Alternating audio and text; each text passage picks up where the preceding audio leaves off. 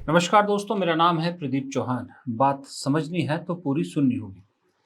दोस्तों, पिछले 11 साल से एक बात आपने लगातार सुनी होगी, बात सुन सुन के आप कई बार पक भी गए होंगे कि जब भी सवाल उठता है कि भाई कांग्रेस बीजेपी को क्यों नहीं हरा पाती, बीजेपी लगातार चुनाव कैसे जीतती है, तो एक बात हर बार आपके कान में डाली जाती है कि बीजेपी वो पार्टी है जो 24/7 चुनावी मोड में रहती है।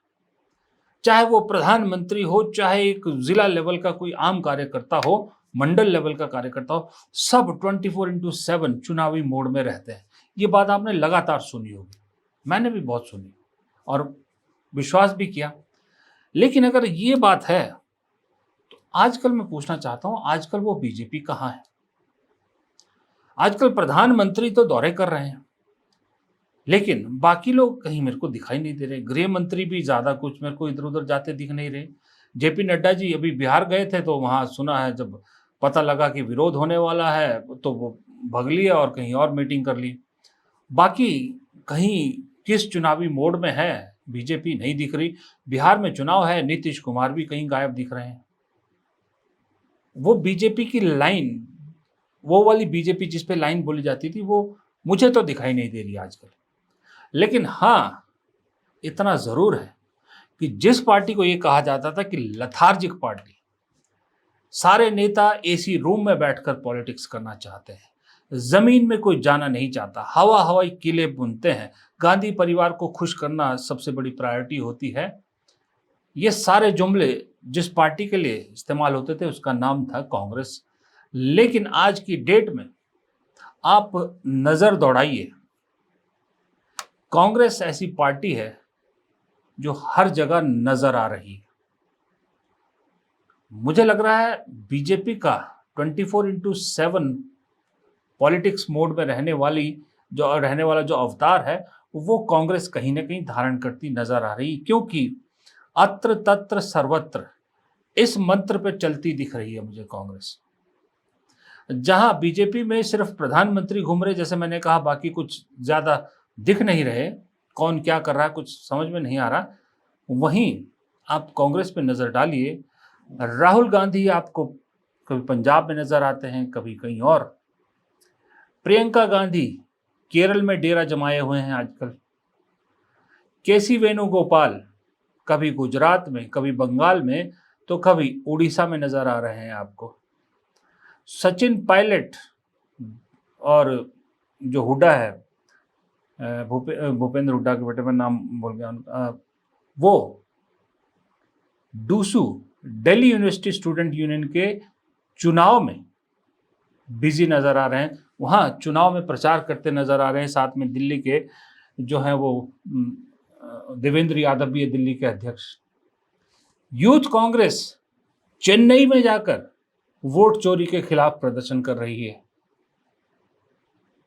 उधर असम में गौरव गोगोई डेरा डाल के बैठे हैं। मध्य प्रदेश में जीतू पटवारी की लीडरशिप में कांग्रेस रोज सड़क पे दिख रही है।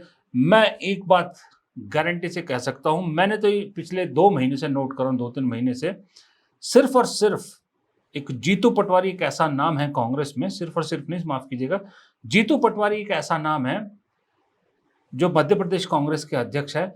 वो रोज रोज मुझे सड़क पे नजर आते। मैं एक दिन ऐसा नहीं दिख रहा जब जीतू पटवारी सड़क पे नजर नहीं आ रहे। राजस्थान में सचिन पायलट ने डेरा जमा रखा है, आपको दिख रहा है। तेलंगाना, कर्नाटक, हिमाचल में अपनी सरकार है। इतनी सारी जगहों पर एक साथ कांग्रेस एक्टिव नजर आ रही है।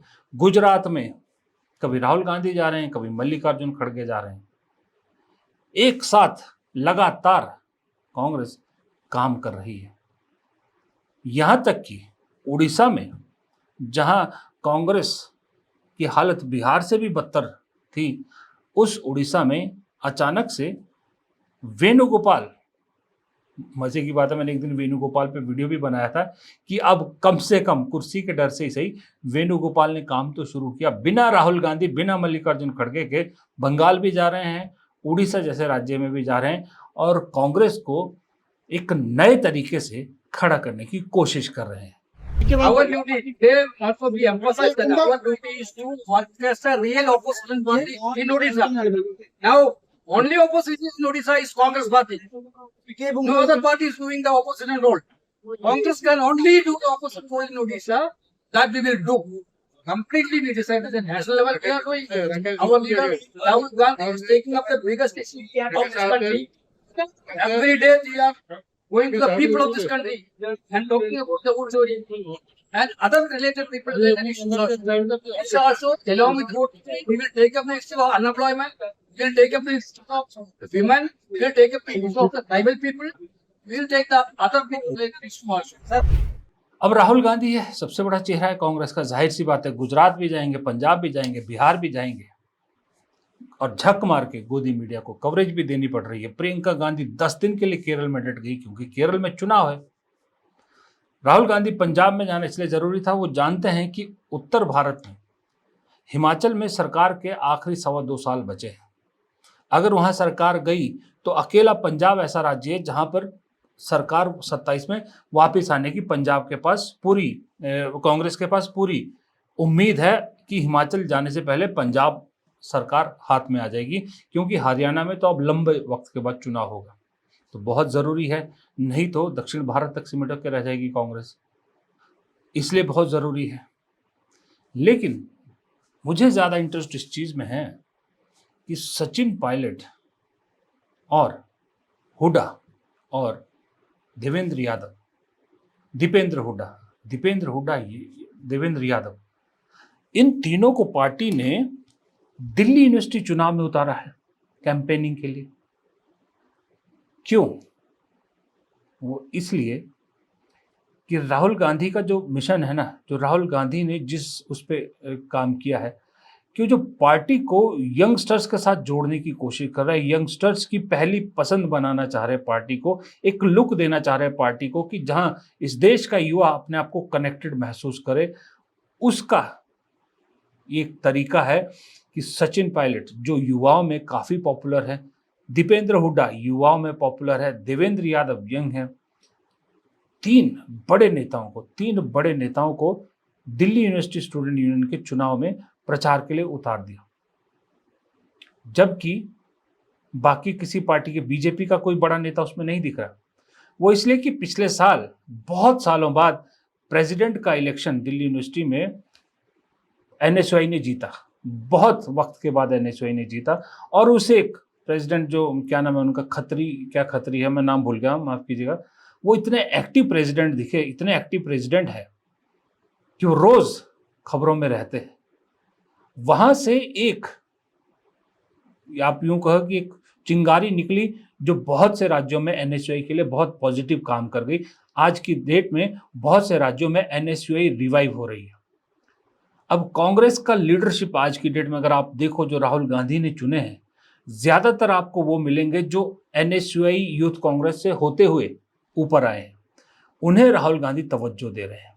अब वो नर्सरी क्या है, नर्सरी एनएसयूआई है, उस नर्सरी का फिर आगे जो उसकी साज सजावट या उसको जो पकाया जाता है वो यूथ कांग्रेस में पकाया जाता है, फिर पकाया नेता कांग्रेस में आता है। इस स्ट्रेटेजी से अगर राहुल गांधी जो काम कर रहे हैं, जो चल रहे हैं, आपको 2029 के चुनाव में बहुत से ऐसे चेहरे कांग्रेस में मिलेंगे जो स्टूडेंट पॉलिटिक्स से होकर या यूथ पॉलिटिक्स से होकर निकले हैं।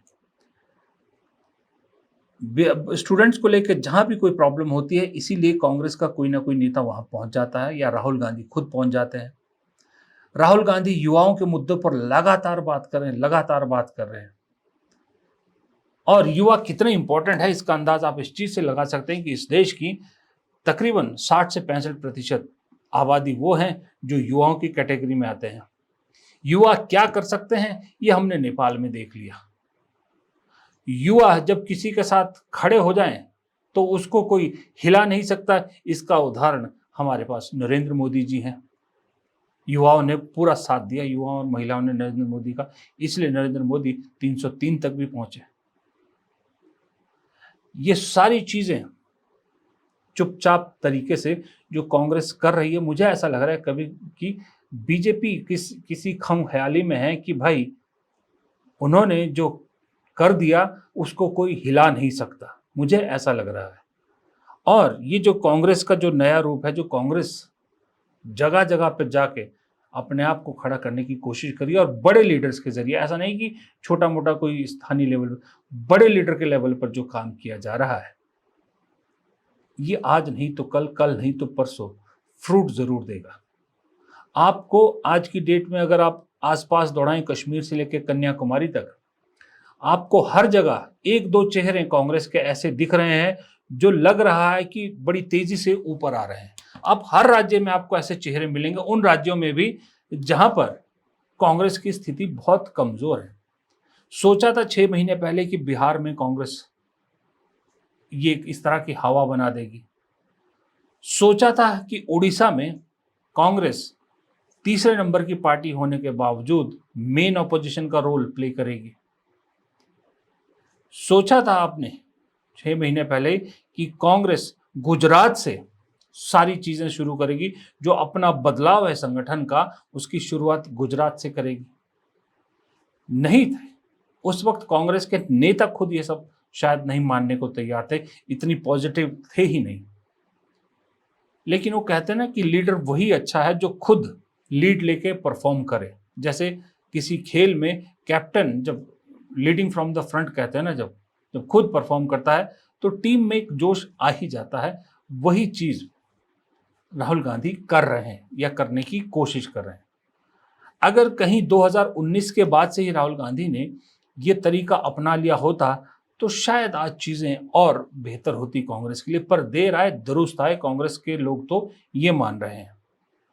अब इस चक्कर में हो ये रहा है कि जो रिटायरमेंट की तरफ जाने चाहिए या जिन्हें एसी रूम की पॉलिटिक्स से फुर्सत नहीं मिल रही थी, वो भी आज की डेट में सब के सब आपको सड़कों पर दिख रहे हैं। अब मैं क्या नाम लूं, रोजाना आपको सड़क पे दिख रहे हैं, रोजाना आपको गली मोहल्ले में चौपाल में बैठ के करते दिख रहे हैं, रोजाना अपने आप को रेलिवेंट रखने की कोशिश करते दिख रहे हैं, रोजाना आपको सोशल मीडिया पर कोई ना कोई मैसेज डालते हुए दिख रहे हैं। क्योंकि उनको भी समझ में आ गया है कि अब, जो 2-3 दिन पहले मैंने केसी वेणुगोपाल का आपको बयान सुनाया था ना, कि अब उनके लिए कांग्रेस में कोई जगह नहीं है जो काम नहीं करते। जो काम करेगा वो रहेगा, जो काम नहीं करेगा उसके लिए टाटा बाय बाय का रास्ता खुला है। फिर वो चाहे एनएसयूआई में हो, चाहे यूथ कांग्रेस के हो, चाहे मेन कांग्रेस के हो, यहाँ तक कि महिला कांग्रेस हो या कोई भी हो। महिला कांग्रेस का भी कल जो है वो स्थापना दिवस था, अच्छे से मनाया गया। और साथ ही 15 सितंबर से कांग्रेस ने 15 सितंबर से 15 अक्टूबर तक ये वोट चोरी के खिलाफ और संविधान बचाने के लिए हस्ताक्षर अभियान चलाने का भी पूरे देश में ऐलान किया है। और उसका जिम्मा एक और युवा चेहरे शायद कन्हैया कुमार को दिया है। तो ये नई कांग्रेस का नया चेहरा है। इसीलिए शायद आपको सोशल मीडिया पे राहुल गांधी के फुटप्रिंट मोदी से कहीं ज़्यादा दिख रहे हैं। इसीलिए राहुल गांधी सोशल मीडिया पर लगातार पॉपुलर होते जा रहे हैं, लगातार उनका कंटेंट पसंद किया जा रहा है। और इस नब्ज को जानते हुए उनकी टीम भी उनका कंटेंट लगातार सोशल मीडिया पर खूब भर भर के डाल रही है। और कहीं ना कहीं राहुल गांधी को भी ये चीज़ समझ में आ गई है कि क्या बिकता है, इसलिए वो वही दिखाते हैं जो बिक रहा है। वो पहले वाले राहुल गांधी नहीं रहे। अब वो कैमरे का महत्व समझ गए हैं, उतना तो नहीं जितना मोदी जी करते हैं, लेकिन राहुल गांधी का कैमरा प्रेम और मोदी जी के कैमरा प्रेम में बड़ा फर्क है। मोदी जी के कैमरा प्रेम में सिर्फ और सिर्फ मोदी जी दिखते हैं, कोई फ्रेम में और नहीं दिखता। लेकिन राहुल गांधी के कैमरा प्रेम में अकेले राहुल गांधी आपको नहीं दिखते, हमेशा उनके आसपास आम आदमी या कोई भीड़ जरूर दिखेगी। मैंने ये नोट किया कि राहुल गांधी की कोई भी टीम, उनकी टीम जो है, कोई भी ऐसी पिक्चर्स शेयर नहीं करती जिसमें राहुल गांधी अकेले दिख रहे हो। कोई ना कोई उनके फ्रेम में होना चाहिए। जबकि मोदी जी के यहाँ से ज़्यादातर वही पिक्चर्स रिलीज होती हैं जिसमें मोदी जी सिर्फ अकेले दिख रहे हैं। ये बड़ा फर्क दोनों में देख सकते हैं आप। इस फर्क का असर भी देख सकते हैं। फिलहाल इस वीडियो में इतना ही। प्रदीप चौहान को दीजिए इजाज़त। नमस्कार।